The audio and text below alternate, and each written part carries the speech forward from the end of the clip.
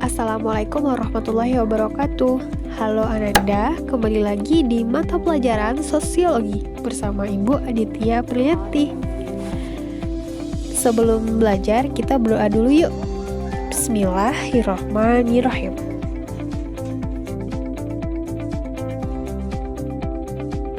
Minggu kemarin kita sudah belajar tentang apa sih sosiologi itu?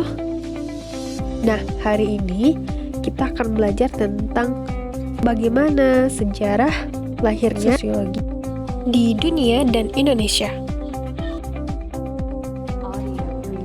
Nah, sebelum belajar, kita harus tahu dulu apa kompetensi dasar dan apa tujuan dari pembelajaran kita hari ini.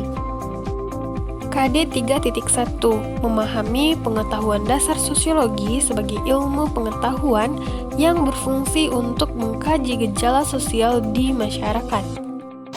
Tujuan pembelajarannya yang pertama adalah siswa mampu memahami dan menyimpulkan bagaimana sejarah lahirnya sosiologi.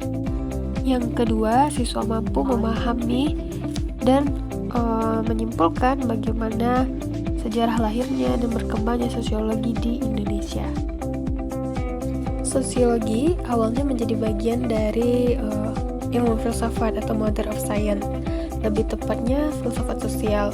Namun, baru membahas tentang hal-hal yang menarik perhatian umum seperti konflik sosial, kekuasaan pemerintah, dan perang. Seiring berjalannya waktu, berkembangnya pemahaman semakin mendalam atau semakin meluas pula cakupannya. Lebih membahas tentang susunan kehidupan yang diharapkan dan norma-norma yang harus ditaati. Nah, sosiologi itu muncul pada abad ke-19. Akan tetapi, perhatian terhadap masyarakat sudah ada sebelum abad ke-19. Hanya saja, masih berupa pemikiran-pemikiran dan belum menjadi suatu ilmu pengetahuan. Contohnya seperti Plato, Ibnu Khaldun, John Locke, Saint-Simon. Nah, sosiologi itu sendiri sudah ada sebelum istilah sosiologi itu muncul. Lalu pada abad ke-19 muncullah nama Auguste Comte yang telah menulis beberapa buku yang menuliskan pendekatan umum tentang masyarakat. Tercatat pada 1842 ketika Comte menerbitkan buku Cours de Philosophie Positive. Dikenallah istilah sosiologi. Lalu ia dijuluki sebagai Bapak Sosiologi.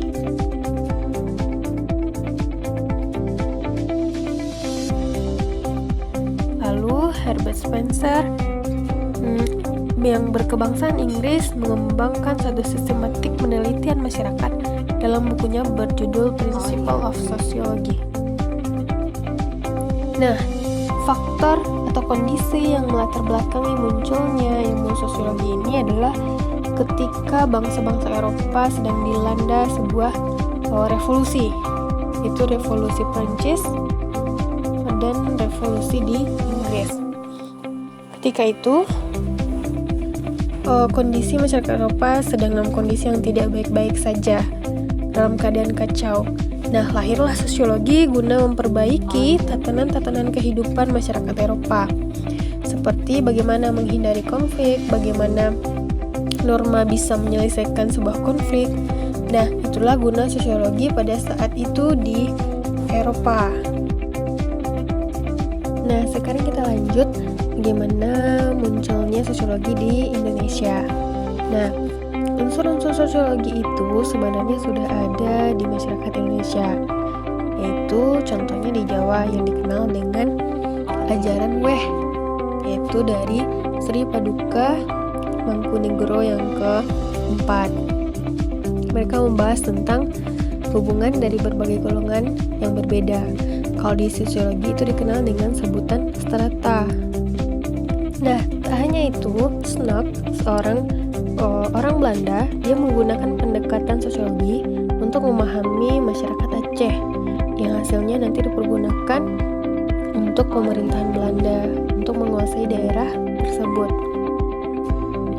Secara formal, sekolah tinggi hukum Reckless Shock School Yogyakarta adalah satu-satunya yang mengajarkan mata kuliah sosiologi. Nah, itu sebelum proklamasi kemerdekaan.